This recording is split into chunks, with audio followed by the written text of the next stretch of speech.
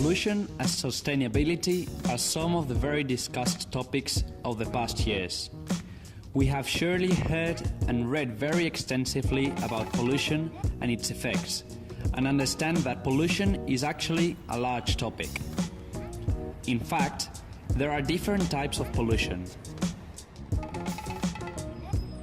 Many of you have been informed about water pollution, air pollution, radioactive pollution, thermal pollution, and even soil pollution. But not everybody is aware of acoustic contamination and its terrible consequences on humans, plants, and animals.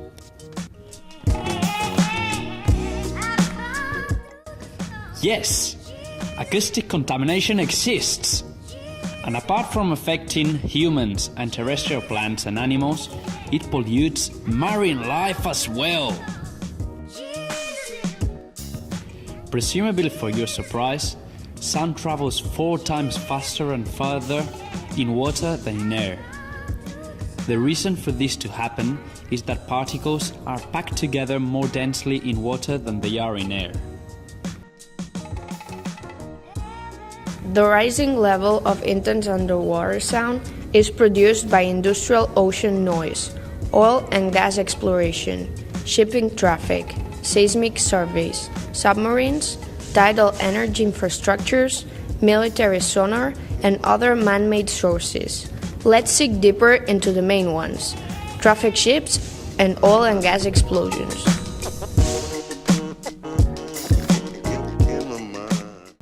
Traffic shipping is one of the potentially most dangerous sources of underwater sound pollution, since noise from commercial vessels has doubled every decade since the 1960s. Each commercial vessel produces an average sound of 180 decibels, and there are about 157,000 ships cruising in the sea at the moment you will be watching this video. And the existence of so many commercial vessels concerns us, indeed. The result of all this sound polluting in marine life is, amongst many others, disorientation of animals, which could even lead to death.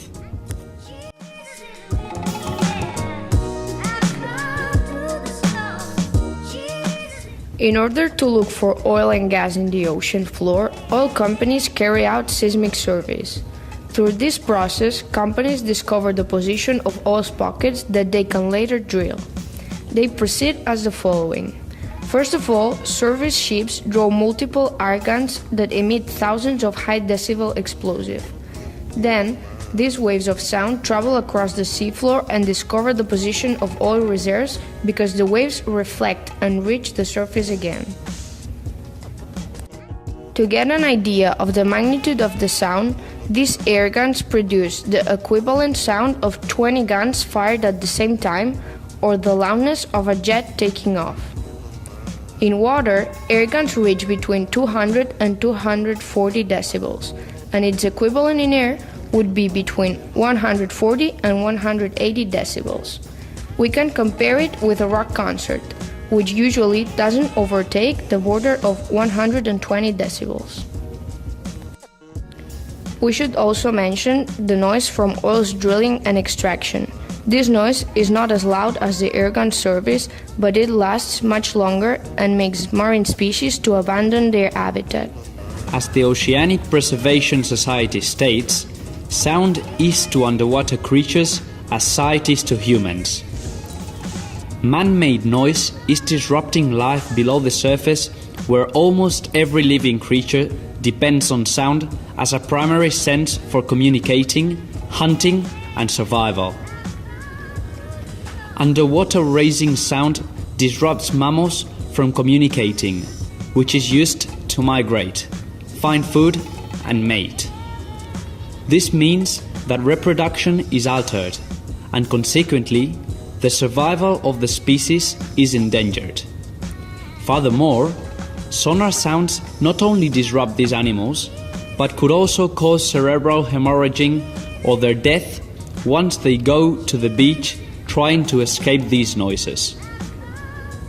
Even short exposures to low-intensity low-frequency sound can wreak havoc on the balance systems of squid, cuttlefish and octopi, but the impact of continuous, high-intensity noise pollution in the oceans could be devastating. Noise isn't the only problem underwater, since we also have the bends phenomena, caused by the bubbles produced by oil and gas exploitation. The bends is a condition arising from dissolved gases coming out of solution into bubbles inside a body on depressurization. It is similar to the situation of flying in an unpressurized aircraft at altitude. The bends effects produces from joint pain and rashes to paralysis and death in humans, so we cannot think animals aren't affected by this.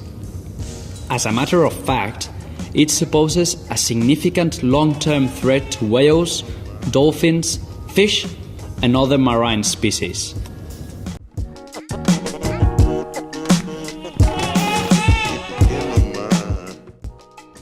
As we've seen, acoustic pollution in the ocean is a current important and global issue that should concern all governments and international institutions and every single one of us in order to take action. Would you be annoyed if I made you constantly listen to this?